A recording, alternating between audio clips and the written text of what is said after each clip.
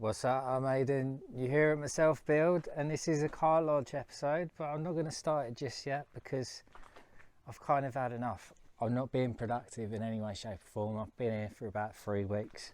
Even though Lou's come down, I'm just going to go. Just going to go home, back to London, and I'll try and re-energise my brain. I just got to quickly do this. I bought some wood off Facebook Marketplace. 10 sheets there, 200 quid. OSB 11mm. It used to be like 15 quid back in the day, but obviously now it's, including VAT, about 30 quid. That's an absolute joke. What's up? Just getting back to the bar. I'm a bit tired. And I don't believe that I'm going to be able to get in the entrance because I've had a delivery and I wasn't here. So let's have a look.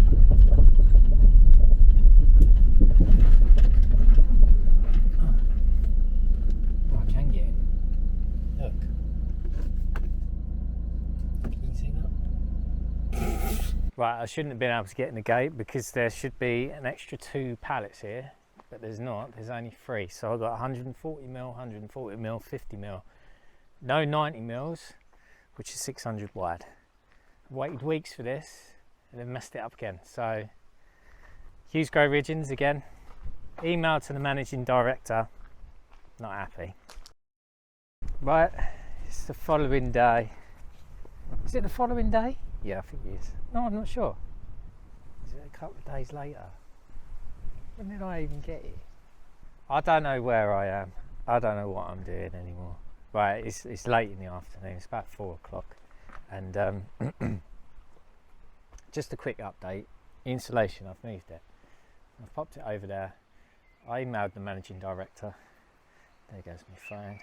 I emailed the managing director. He was on holiday. He got back to me within 5 minutes. He said, like, I'm on holiday, but I'll pass it to someone to deal with. Very sorry, blah, blah, blah. I've just got a refund now. Because they're all not very good, they've ended up refunding me a bit more than what I paid initially for the missing insulation. So initially they was going to reimburse me £24 as a goodwill gesture to carry on using them. This was when I first complained, and I was just like, you're taking a piss. That's insulting. I don't know whether they bumped that amount up and just shoved it on the credit on the actual account or not, but when I spoke to the manager, he said, you've really got credit on the account, so I'm going to lump them together and then get it baxed over to you instead. Another thing as well, I finally got my tile and half from them, so that means I can finish the roof up here. So I've got a little funny story about the roof. I was in the caravan just faffing about, procrastinating, and I'm sure I heard, "Hey Dad," and I thought, what, I wonder what that is. And I thought, oh, I hope it's not my neighbours like screaming because like something's happening to my roof. I just like had that feeling, so I put my trainers on and I come out. And I was walking over here to check the back of the roof, and as I got to here, I heard a big crash and a crash and a crash, and I was like, what the bloody hell has happened? The wind's picked up, innit? So I've not been able to finish the roof because I was waiting for the solar panels to get done, and then I needed more tile and halves for down this side because I wasn't going to have an in-roof system initially.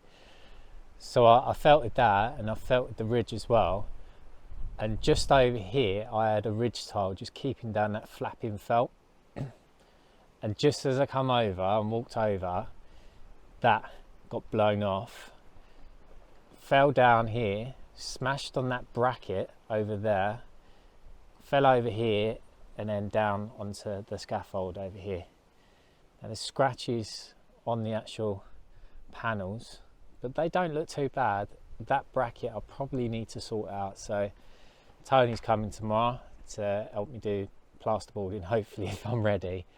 So we'll get the roofing ladder, maybe I'll get a bit of insulation across here to bridge it, and then I'll sort that bracket out. Oh, God's sake.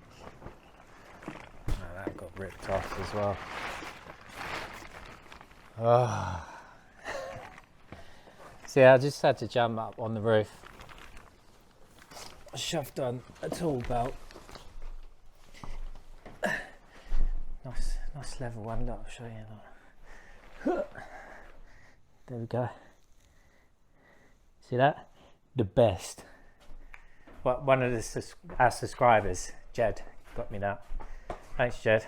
I feel really stressed at the moment, like, you know when you just feel it in your head, and I could probably just drown in that bottle of whiskey that you got me as well. That's nice, that is nice. It's nice and smoky and peaty. Go well with a steak, which I might have tonight actually. Right, last night. So I've blocked up that big gap at the edge on both sides now. I cut down some insulation that I had left over from the shed, which I'll throw in now.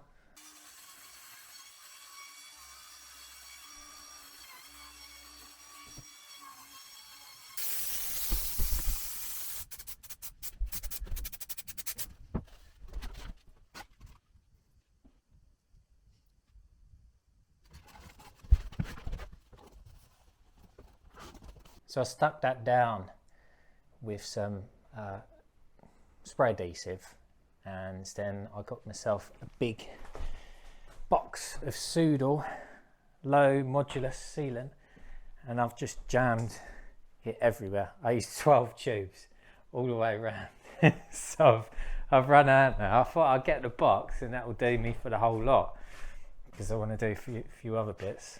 It's basically window sealant. So yeah, that's all sealed up now, and I'm going to do a little bit of plumbing. Do you want to see a bit of plumbing?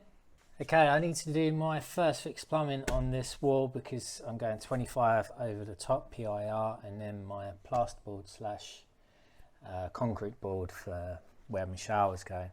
Now, I was a bit of a traditionalist previously, and I would do everything in copper, and I would solder as well. I can do all that kind of stuff. On our last house, mine and Dan's, that we done up, the majority of the time that's what I done. And then when it come down to doing the central heating upstairs, because we'd done a loft conversion, even though I'd soldered everything else, and Dan done a little bit of soldering as well, but I'm better. We decided that we'd just use copper push fits. I don't know why, and that turned out to be a bit of a nightmare because we thought it was leaking, and we ripped down all of the ceilings, the original ceilings, to find out, and then it actually wasn't. But yeah, that was just a stupid thing. So since then, I've done some plumbing stuff. I fitted a bathroom round the in-laws, and their builders that had just done a big extension, they used this grey poly pipe. It was polyplumb. So because I was going off of their pipe work, I just done the same. So if you look at this, these are the fittings that they have. So if I undo it, let's show you down here actually. Right, so if I undo it, obviously that's the end bit. Then there's a rubber gasket there, like that, and then there's a plastic bit which goes that way, and then there's this like serrated tooth, and that actually keeps the pipe in. So I quite liked using them. It was a piece of piss just doing the plumbing. You just cut a bit of pipe and you just whack this on. Obviously you get like little pipe inserts that you have to put in before you put that in, but it was really easy. Now the issue with that, you can't really get that, like these are quite difficult to get hold of. They used to do them in B&Q, but they don't now. I was around Lou's brother's. I had to reroute a pipe for him, and because you can't easily get hold of the polyplumb stuff, well, you might be able to, but I didn't know where at the time. I had to go screw fix, and then I got the John Guest speed fits, push fits, because I didn't really have a choice. I didn't really want to use them because I just didn't trust them. And then obviously you get I've got some pipe as well. And I just figured, right, these ones were all right. I trusted them because it had the tooth thing.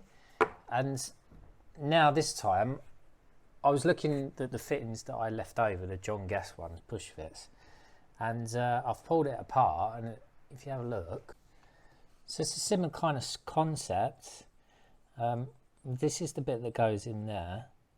Then there's that bit, and then there's the plastic washer, and then there's the rubber one.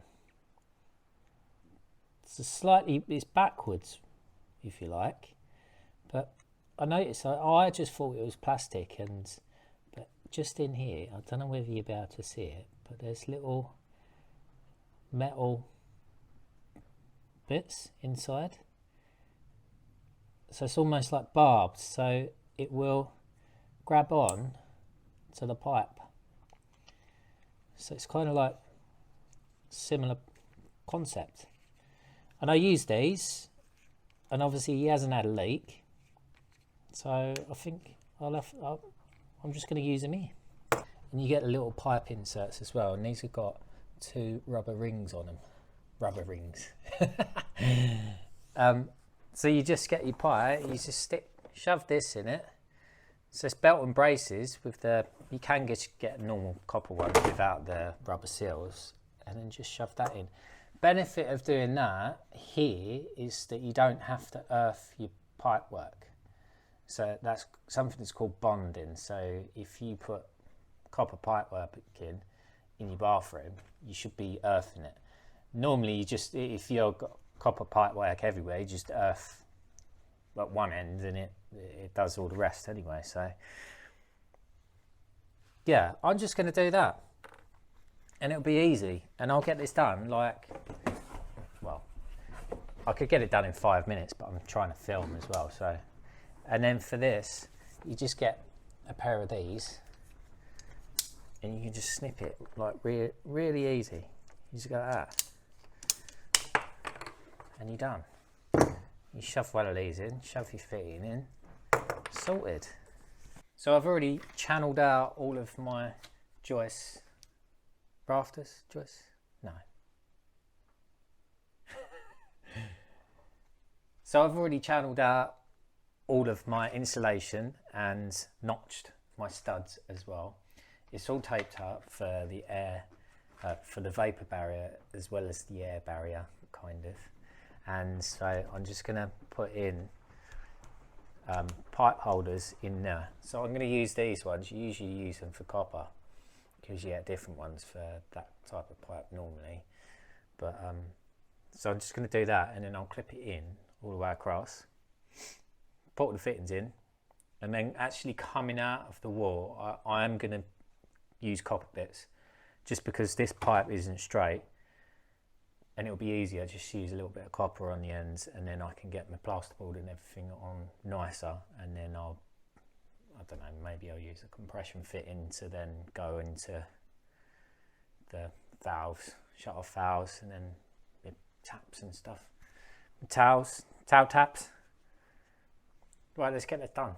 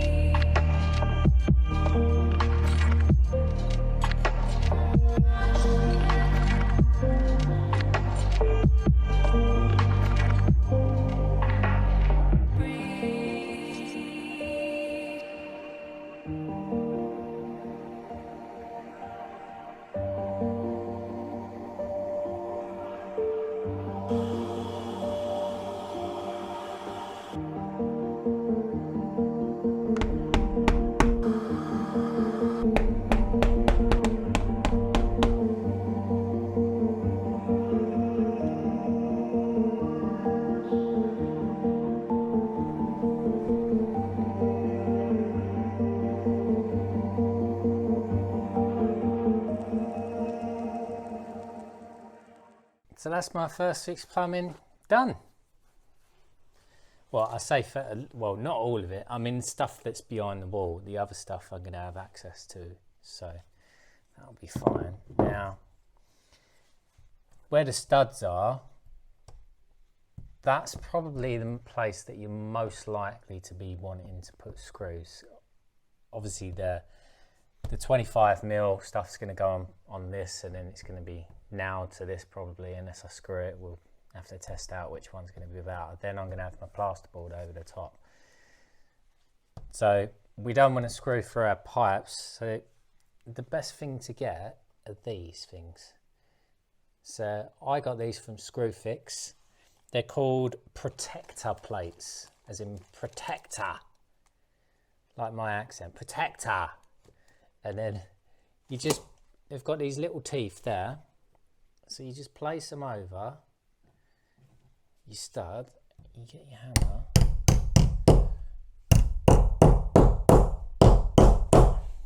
and there you go, it's sorted.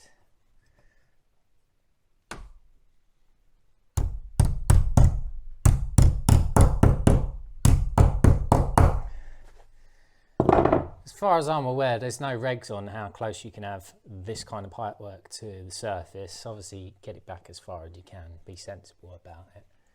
And yeah, I'm just going to crack this out, and then I'll just show you the electric stuff as well. Just in case I've just introduced you to these and you're a budding DIYer and you don't really know what you're doing, then I'll just show you. So it's going to be, make sure it's all the way out, this little nut here. So lefty loosey all the way out, so it's tight to the end bit here as much as you can go. You have to put your pipe in and then just push it as much as you can until it stops, yeah? And then you have to do it all the way out. Obviously put your insert in, or if your copper pipe goes in, it's fine. If you've cut it too long or too short and you need to get it out, then obviously that's not going to come out by itself. If you undo that nut again, it's still not going to come out. So what you do, you need to push this little ring bit on the end and push it back in to the end, and then you can pull it out easy. Genius. Just to show you, I've put them protector plates on for the wiring as well, and I've also used them same clips for the underfloor heating just to clip the wires back, so it's nice and neat and tidy. We've done that all along. I've cable tied little bits here where I'm going to put the sockets. Now, in terms of wiring, you can do it yourself. There's nothing wrong with that. You need to be careful about what you're doing. Obviously, you need to make sure that you've got the right size wiring as well. But in terms of laying out, there's safe zones where you can actually put your wire in. This, what we've done here, we haven't put it in the safe zones. So the safe zones I'll put up on screen now is basically horizontally or vertically in line with the plug sockets, light sockets, 150mm within the top of your ceiling, up your wall and down the sides of the walls as well. Here we couldn't really do that. So it just made more sense to have it like we did. And obviously I've used conduit just to step it off of the stud work like here and over here. Now that's metal conduit, and you would normally earth that if you've used it, but all of this wiring is going to be 50mm further back from the surface of the actual wall. So that's the regulation. If you've had, you need to keep it back 50mm from the surface. So I've basically set that back 15mm. I've got the 25mm insulation, then I've got my plasterboard and my plaster, so that's 50mm.